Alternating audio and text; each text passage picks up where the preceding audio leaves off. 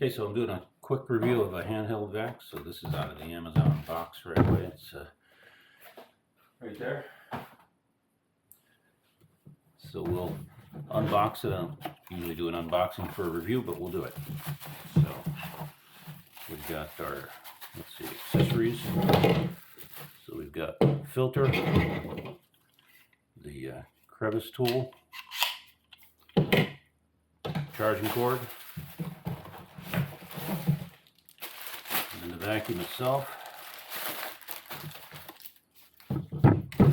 Stuff out of the way. So it's a review, so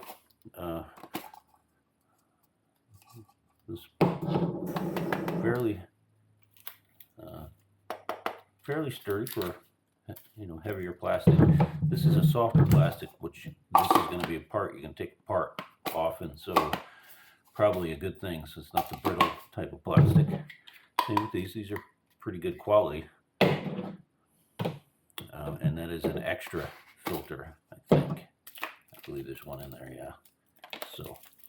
So momentarily we'll charge it up, run it real quick, and then do a test of use.